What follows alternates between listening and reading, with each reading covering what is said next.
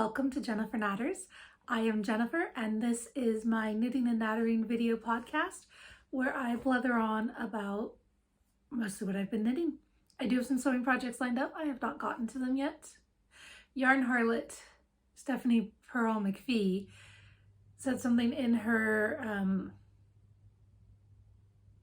I've forgotten what I was saying, something in her Patreon, one of her Patreon videos that absolutely got me where it hurt. And she said she was doing a stash toss and talking about what she does to keep her yarn stash healthy, both as, you know, like free from pests and things she actually wants to knit with.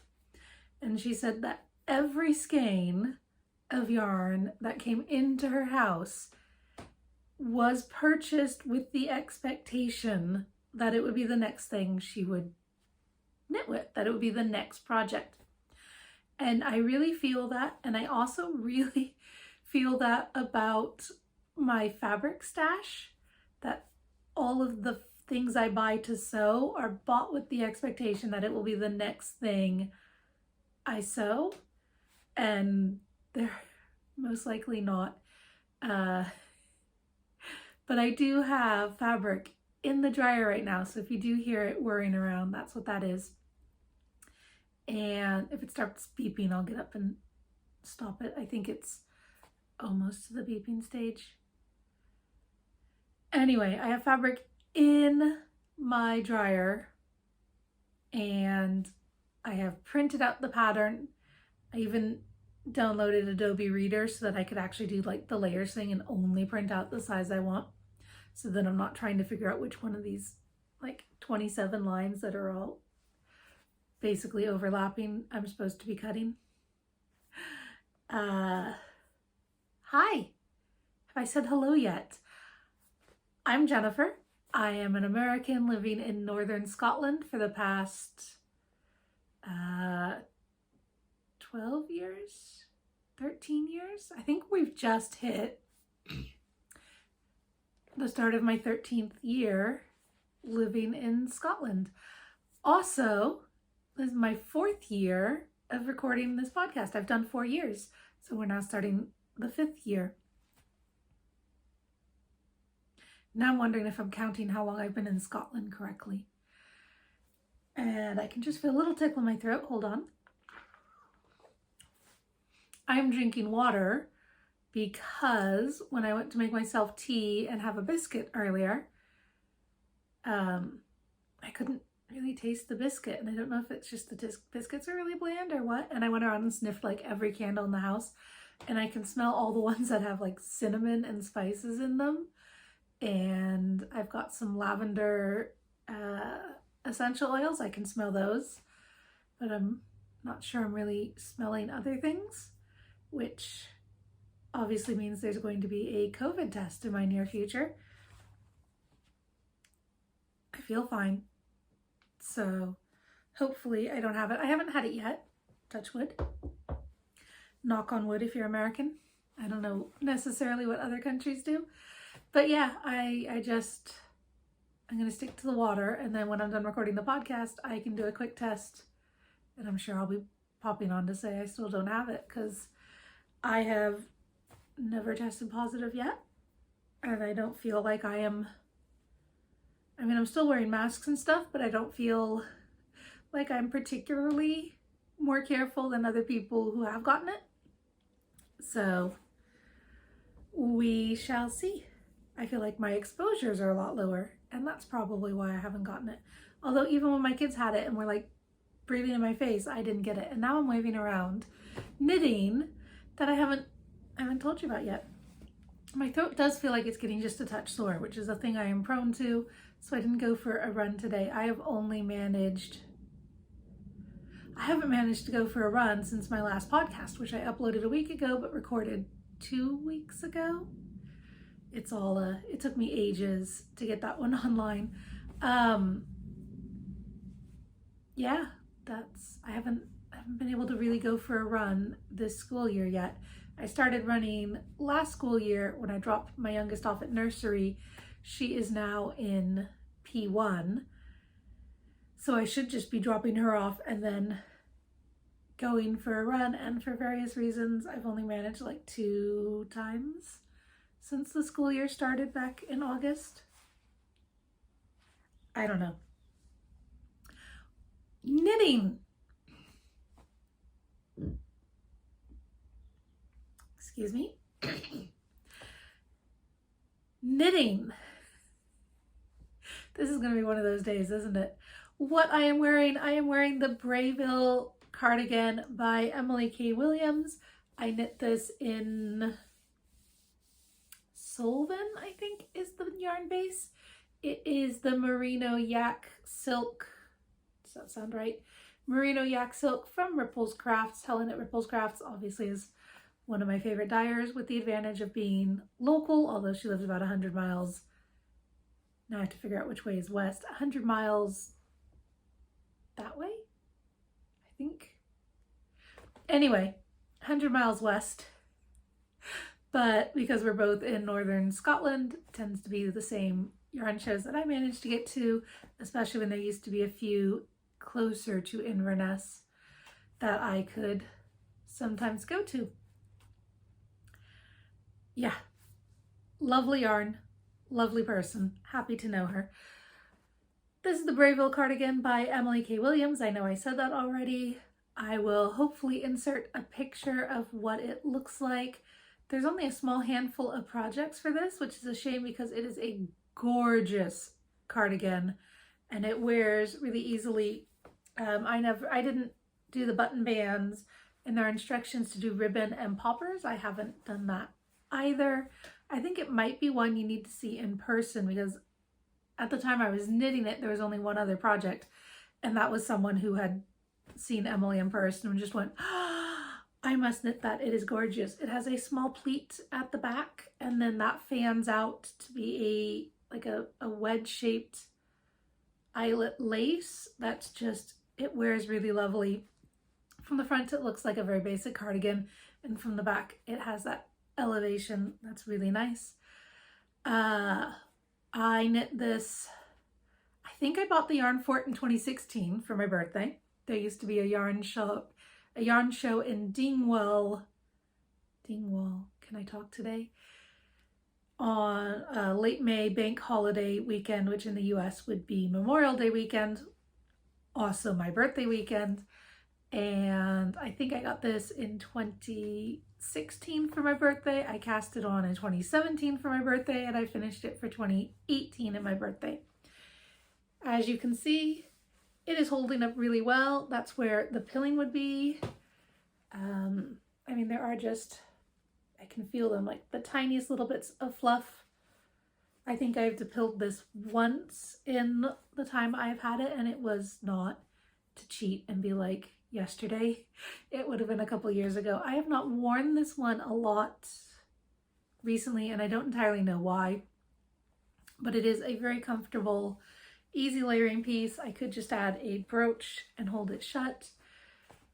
It's gorgeous and I love it, and you should check it out and see if you want to knit one, because it is just a really, really beautiful pattern. I know the one Emily knit was in a, I mean, this is a high twist yarn. She knit it in a, the high twist ones are woolen spun and the fluffy ones are worsted spun. I always get this wrong. I should look it up before I sit down for a podcast. She knit it in a fluffier yarn that was not a high twist, and it has a very different look, but still really elegant, and just, yeah, a very nice jumper. I would knit it again. It took me that long because I had a baby in 2017. Yeah, so bought it in 2016, cast it on in 2017, finished it in 2018. I had a baby. I was not knitting a lot. I was not concentrating a lot. So yeah, that's why it took me so long. It is not because it is a pattern that takes ages and ages and ages. It's just I am a knitter who often takes ages and ages and ages. Moving on, I do have a finished object with me. I actually have 2 finished objects. They're both shorty socks. I don't know where the other pair is, but these are, I didn't follow a pattern. I just did, you know, ribbing one row of knit plain and then into a heel flap and gusset. For reasons that I don't remember, I did a very, very wide boxy toe. I think it's just I started the toe decreases late on the first one and then wound up doing the same on the second one. And yeah, they are knit in. I finished them yesterday, woven all the ends. They haven't been washed. They have been worn. They've got little bits. The pink, I don't know if you can see, there are little bits of pink fluff. The pink fluff is from the fabric in the dryer. It is a pink needle cord, corduroy, like neon pink, but a blue toned neon pink, so it'll look nice with my skin tone, that I'm hoping to wear as like something I can just, it's gonna make a dungaree dress by Helen's Closet. Gonna do her dungaree dress in the really bright pink needle cord, and that'll be something I can throw on over whatever I'm wearing and go for a bicycle ride, and I'll be wearing something really visible when I'm done riding. Like I've got a skirt, but not a very long skirt. I'm doing the shorter version so that the skirt's not really long when I'm riding the bike, but covers my butt when I'm not riding the bike, because I like leggings for riding the bike because you don't have the fabric flapping around, but I do want to have something I can just throw on. Yeah, so dungaree dress. It's the Winslow culottes. What's the dress called? I really don't know. In hot pink, and I have hot pink fluff, little tiny bits on the bottom of my socks. Hot pink fluff. You probably can't even see it. Tesco delivery for next door, if you heard that. My socks are knit in Rico Suprema Merino Linen Silk. And it's shade 4. Is that gonna focus? Might just have to take my word for it. Shade 4. I was looking at more colors yesterday. There's only like 6 colors, 8 colors. And so I took, over the summer, I took my youngest, Rainbow, to the beach and forgot my knitting. So we went to the beach in Nairn. We went to the Nairn wool shop and I bought a project bag. I bought a pair of 2.0 millimeter needles, which I think is a US size 0. There are ponies. I do not love them. The join is rough, is what it is. And I bought this skein of yarn. The linen silk blend made me think it would be a nice summery one, thus the Shorties. And I'd never heard of it. I thought I'd give it a go. I'm familiar with Rico as a brand. I just hadn't heard of this particular sock blend. And yeah, I did not particularly love knitting with it through my hands, but when I put them on yesterday, like just to try on and make sure they fit and that I was grafting the toe closed at the right spot, I put them on and they were so warm and soft. Not in like, you know, kitten paws soft, but like cushiony, and they felt plump. Plump's probably a better word than soft. And in my slippers, they were incredibly warm. And when I didn't have them in the slippers, I think they were less warm than wool socks would be. But when I put my foot in the slipper, they were really doing an amazing job at just trapping the warmth and keeping my feet really nice and cozy. I weighed this from 100 grams. I have 63 or 68 grams left. I think I'm going to make myself a pair of toe-up socks and just see how long I can make them rather than make more shorties. I'm sure they'll be delightful shorties, but I kind of want a full-length pair of socks out of these, or some version of crew-length socks. Yeah, and I was looking online. I said yesterday I looked at the colors of the names. I was looking to see if I could find more of it to have more, and I think I'm just going to hope Nairn Wool Shop has it in stock next time I find myself in Nairn, which will probably be next summer when we go to the beach again. but they might do. They might not. We'll see. It's really nice. If you see it somewhere, try it, because it really is very nice. It feels really nice. I don't know how well it's going to hold up. Both the linen and the silk are very strong fibers. Linen in particular gets stronger when it's wet. So if you have sweaty feet in your shoes, which most people do, I just got a notice that a cycling jacket I've been waiting to launch has come into stock. So hold on. Linen gets stronger when it's wet. Feet get hot and sweaty in shoes, even if you don't realize that's what they're doing. So linen will get stronger just being in your shoes. We'll see how they wear. I will absolutely get back to you. So I talked about my finished objects. I finished the other socks. I basically told you everything about them last time and said, you know, like I have 1.5 centimeters to knit and then graft the toes together. I did. I've worn them a few times. It got cold and hasn't really been good weather for wearing cotton socks. I was going to wear them to go for a run. I haven't managed to make it for a run, as I mentioned, since the last podcast. Where did I put them? I think I put them in my laundry basket to wash, but I even went through my laundry basket this morning like, where are they? Where are they? Because they look less dirty than the blue socks I just put on last night and wore to bed. Couldn't find them, so I will just maybe remember to show you another time, or maybe you just have to trust me that they're done. Last time I was saying I was wanting to cast on a musselburgh hat for my fluff is a bit tangled, for my oldest kitten, because they walk to the swimming pool, which is at least a couple miles, and it is northern Scotland, and they're walking home with wet hair.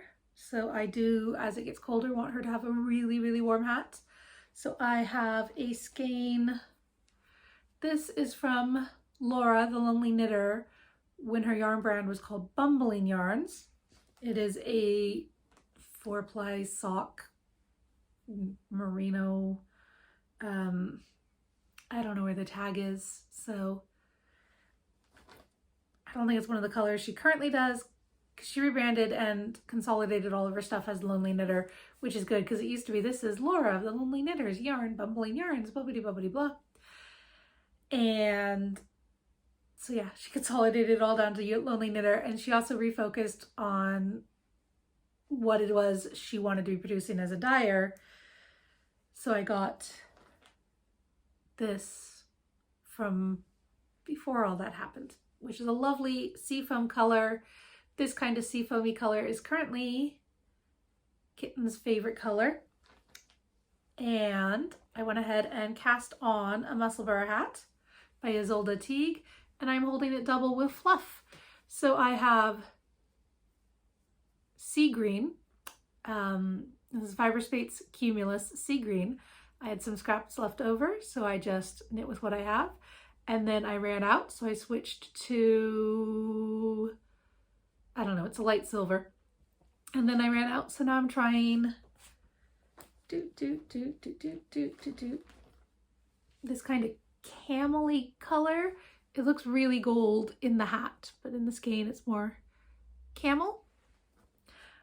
I don't like the way it looks, so I have ordered more of the sea glass, which won't be next to the other sea glass. So the fact that this sea glass is from probably also around 2016. It was for a project in the first year of Techniques by the Arno Colorford knitwear team. These all are, this is what these scraps are from. I also tried the dark gray. It really didn't look good. So I'm going to pull out the camel. It really looks really nice as a like a goldenish color.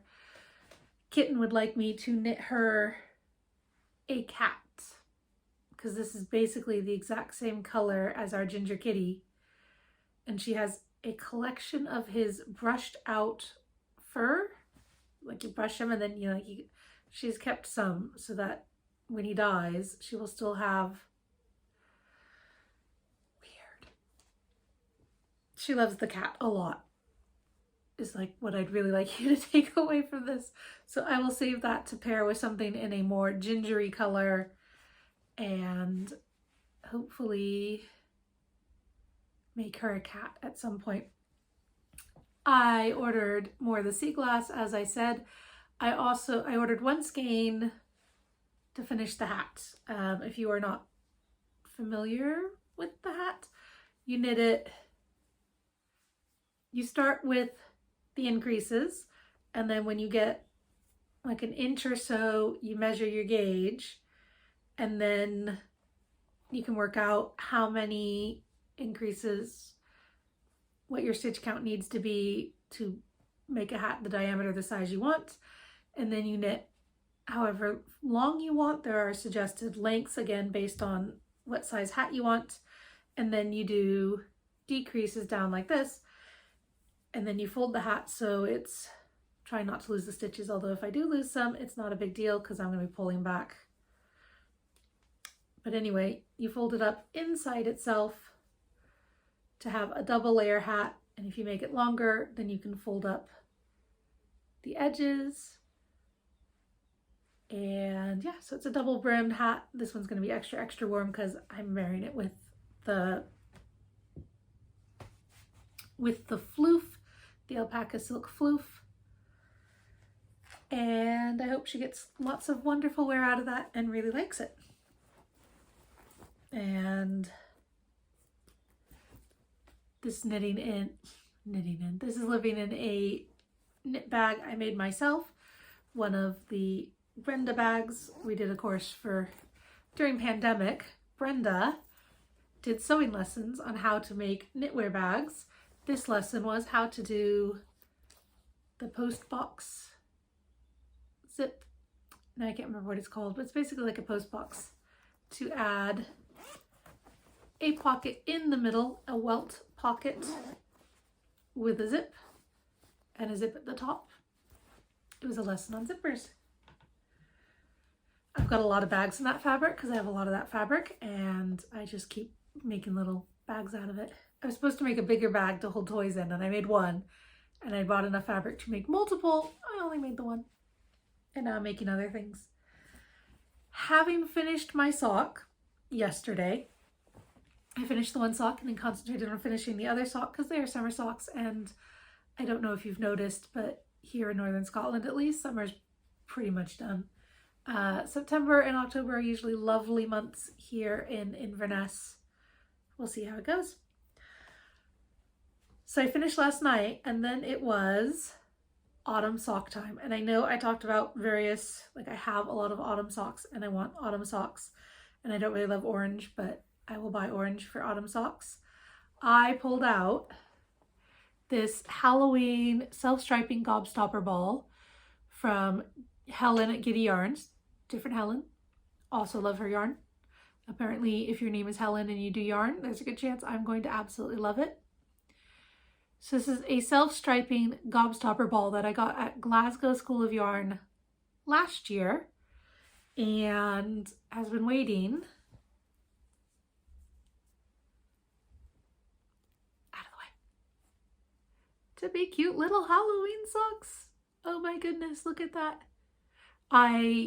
This is the side. I was going to do like a bit of a ribbing, and then I decided not to, and now I'm wondering if I should just keep doing like a row of pearls occasionally at the color changes.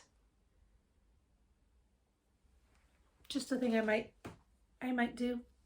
But yeah, I decided I did want them just to be round and round and round socks. And I'll hold them this way because then the cable will be out of the way.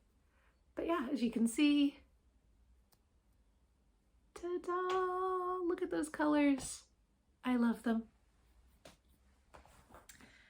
And I still have that in the sock sack I got at Nairn, which has, I don't know if you can see, there is a little plastic, it's not quite a pen cap, but like a little plastic tube here with a solid bottom. So you can put your knitting needles, the pointy end, in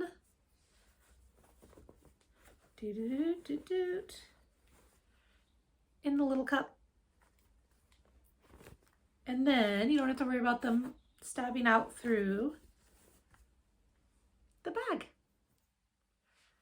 And this is a poppy print, very autumnal, so I'm keeping them in there until it's a little closer to Halloween, and then I might change to some of my proper like Halloween-y bags. So those are my new socks. I just cast those on last night. I'm just doing vanilla toe up. I haven't decided if I'm doing a true afterthought heel or a pre-thought afterthought heel, if I'm going to add a little bit of a gusset. Those are decisions for tomorrow's Jennifer. Today's Jennifer is just casting them on.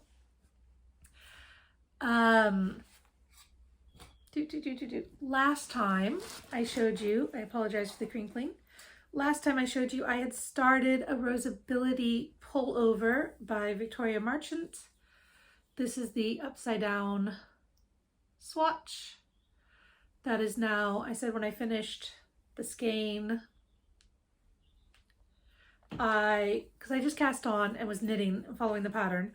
And then when I finished the skein, I would wash and block it. And by block, I mean lay flat, just smooth it out with my hands. My gauge is way off, like way off. And I mean, now it's looking really orangey. I am not loving this. I was not really enjoying knitting it. My gauge is off. I don't think I want to frog it and re-knit it at a larger gauge because it's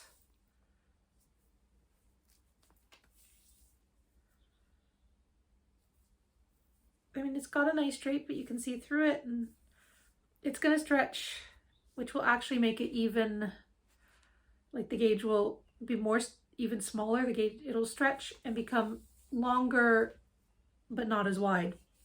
And it's already not as wide, nor are the stitches as long as they're supposed to be. So I think I'm just gonna frog this, and it won't be my project for now.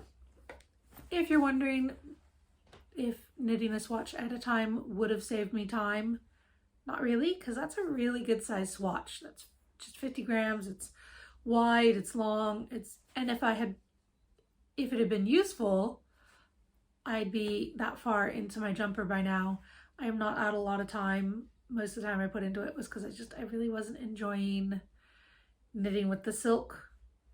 I wasn't sure I loved the color. The color hasn't grown on me anymore. So that was enough knitting to know that I don't want to commit to the whole project. So I consider that a successful swatch, if not a successful start to a jumper. And then I went stash diving again, and one of my friends had, like just that day, posted a picture of a finished ranunculus in, this is the crinkly part because my yarn is in a plastic bag.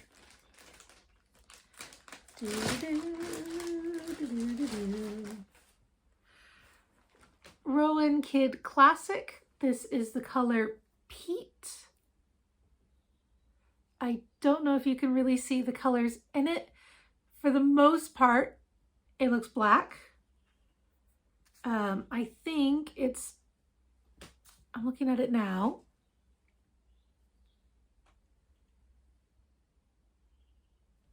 It looks like it's 3 plies, and 2 plies are this kind of purpley color, and 1 ply is a skinnier ply and it's black. And I think that's also where the fluff is coming from.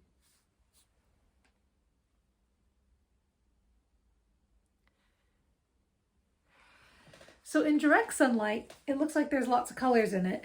And in any other color, it looks like blackish, dark brownish.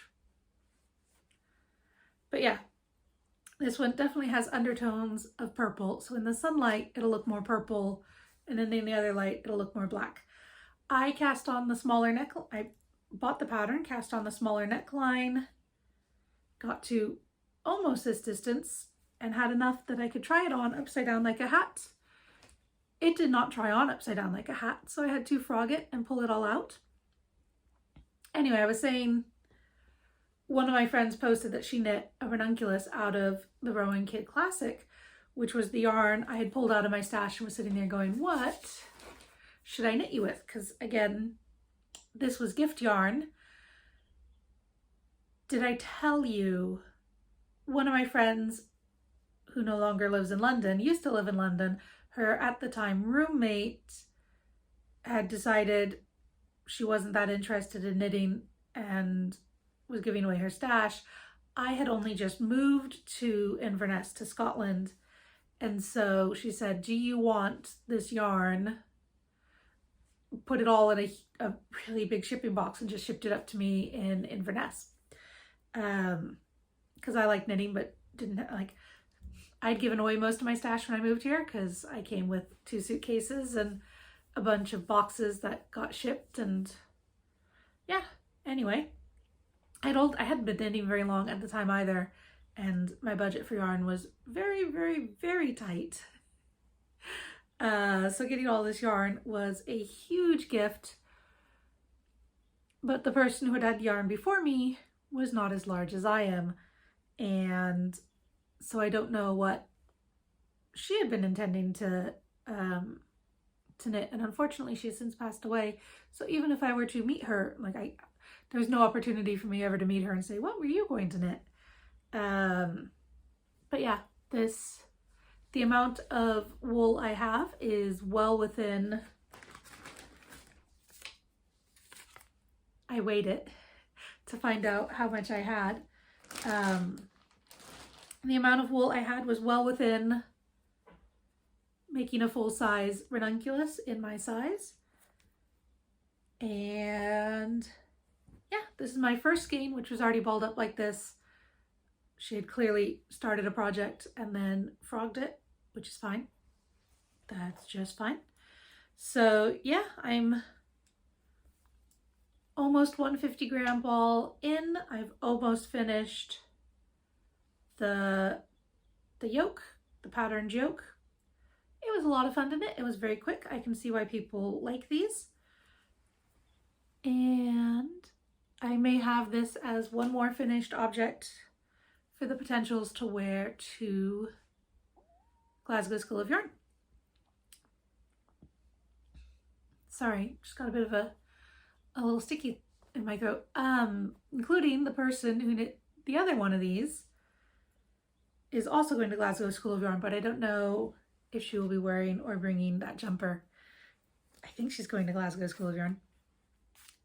But yeah, Rowing Kid Classic, Deep Stash.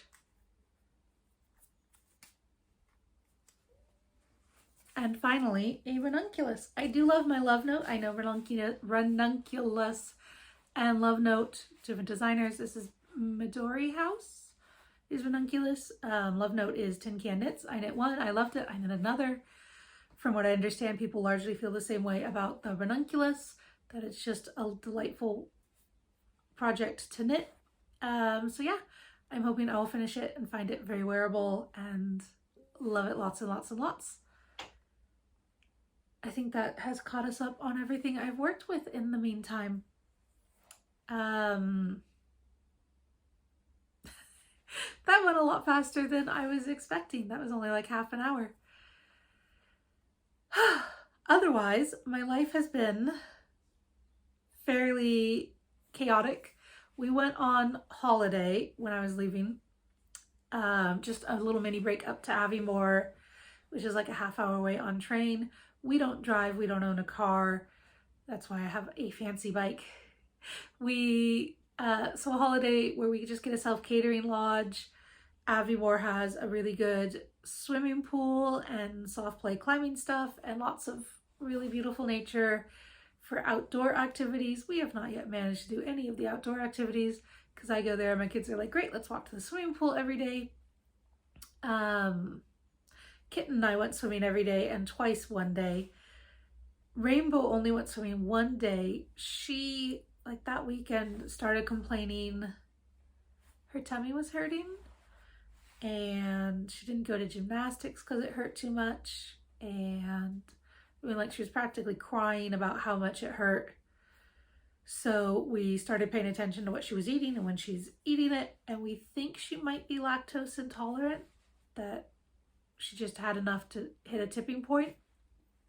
And I'm wondering, on the Friday, a Shakes and Cakes opened here in Inverness. They've got one in Aberdeen, and I think there's one somewhere else. They do ice cream and waffles and crepes and that kind of stuff.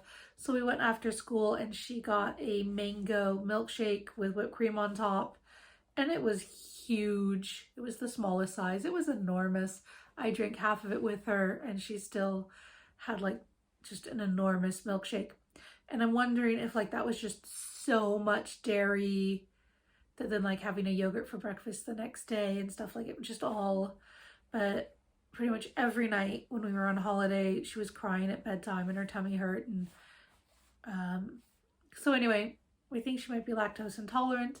Now she's crying because she wants milk at bedtime, and I'm like, no, that's a bad idea. Hopefully we will get used to the new normal. I just thought I heard a door checking to see if it's my husband coming in. It is. I will pause this right now. And now I have acquired, hold on, a ginger kitty. Do you want to say hi? Do you want to say hi? I had to move him. He was in my spot when I came back. While my husband was here, I went ahead and did a COVID test. It appears to be negative. I think it was just a very bland bicky because my lunch tasted just fine. And aren't I glad to live in a time where you go, is this a bland bicky or do I have COVID? I hear footsteps outside. I actually have both cats in here, but one of them stole my seat. So I did what a reasonable person would do and scooped him up and put him in my lap. I think I was talking about our holiday.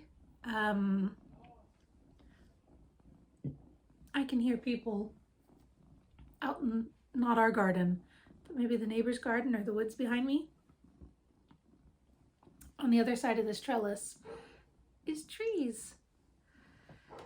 Yeah, the younger one was crying a lot because her tummy hurt and not really wanting to do a lot of physical activity. And so we played Uno and top trumps with her, and the other one went swimming a lot. And yeah, it was a really good holiday. The weird thing, so it was the weekend between when the Queen passed away and when her state funeral was. And so in our self-catering lodge, all the chairs, do you know, like when you go to a wedding and you can pay to have them put like those nylon seat covers over, the white nylon seat covers, and then tie a big bow and your wedding color on the chairs. Well, they put the black ones on the chairs in the cabin, and it gave it a really funereal cast. And I can't remember which kid, one of my kids didn't like sitting on them, so every time they were sat in a chair, they would take off the cover, and like then if someone else sat in their chair and they had to sit in a different chair, they would take the cover off that one. And I had a black fleece with me, which is a good one to take on holiday because if I lose it, I don't cry. And I've had it for years, since before I knew how bad the microplastics in fleece were. But it's black, and so if I hung it on, you know, like draped it over the back of a chair, then I couldn't actually see it again later. Anyway, that was an odd thing, and we had no luck at all with lunch. We kept going to the same restaurant for reasons that are not very clever after the first time, but they were super short-staffed. It was one of the bars in one of the hotels that served lunch. And like the second day, it took ages, and the first day it was like 45 minutes till our food came. Okay. Our fault for showing up when we were already really hungry. And then the second day, I swear it took almost 2 hours, and they wound up comping our food. And then the third day, Catherine and I went to a pizza place instead and had a delicious pizza and bruschetta and just a really nice lunch. But Christina wanted to go back. The third day, Rainbow and I went to the Italian place and had a really nice pizza and bruschetta and just a really nice lunch. But Kitten wanted to go back and have the same chicken goujons she'd had the first 2 days. And then not only, like, Rainbow and I had finished eating, and I'm texting them pictures of our rapidly disappearing lunch. And Chris is like, we don't even have our food yet. And then when their food did come, he got a different soup from the one he ordered, and Kitten got fish fingers instead of chicken goujons. Fish goujons, I guess they were. So their lunch got comped again that day. So if you didn't care when you or what you ate, you could get a lot of free food at that restaurant. Rainbow had liked it because the bar was next to the lobby of the hotel, and she just kept going and like twirling around the lobby and dancing on the big atrium. It was generally not crowded at all, so I was like, just let her run off the energy. Yeah, Kitten's been having a rough time of it, and I think she must be going through one of those developmental phases where everything just gets so much harder and everything, because she's wanting a lot more babying than she did last year. And a lot more of my attention, like to be able to just turn it on and off, ignore me completely, and then demand all of my attention when she wants it. That part has been rough, and I hope it settles down soon and that I am able to get back to like running and the things that fill my cup, but not just the things that empty it. I have booked trains and hotel rooms and everything for Glasgow School of Yarn. I will be in Glasgow both the Saturday and the Sunday, though I've only got tickets for Glasgow School of Yarn for the Saturday, and I think the Sunday, a bunch of people from my online knitting group are coming in. There's people coming from Australia and people coming from the US, and people from all over the UK are hoping to come up for the weekend. So I think we may just find a nice coffee shop or hotel lobby or stuff like that. See whose hotel has the nicest lobby. I know at least 3 of the other people are staying in the same hotel as me, which is really close. The wind is really picking up now. But yeah, we're staying in the same hotel, so maybe we'll just go to like their hotel lobby or restaurant or see what they have in ways of comfy chairs where you can hang out and talk to people. And people can come and go as they wish. Yeah, that's kind of where we're at. I think we're doing well. I think we're gonna be okay. We usually are, right? And I'm being shed on. Milo is still doing fine. Still haven't heard anything from Milo's people. I haven't chased it up. I called the vet twice before we went on holiday. Once to give them the number, the chip number, and say, please call his people for us. And once to say, did you call his people? Like, did you actually get a hold of anyone? Because we haven't heard anything back. And I haven't since then. It's been another fortnight. It just hasn't been a priority, and it's not really something, like, I feel like I'm imposing on the vet by asking them to do this, because it's not really a service that they're supposed to do, or that, you know, it's not part of their scheduled services for the day, I guess is what I'm saying. It's not that they personally would object to doing it. It's just, yeah, they're busy, and that was not a thing they were planning on doing. I'm getting soft underbelly to scritch here. I think that pretty much catches us all up. It hasn't been too long since the last podcast, so I don't really have a ton to say.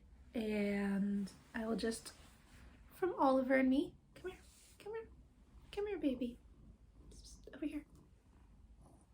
From Oliver and me and the rest of the knitting nattering household.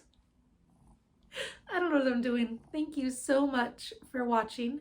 If you made it this far and you could give me a like or subscribe, liking tells YouTube to recommend me to other people. Subscribing tells YouTube to recommend me to other people. Yeah, I really enjoy doing this, and I hope to keep doing it for at least one more year. Can't see too far in the future for that one.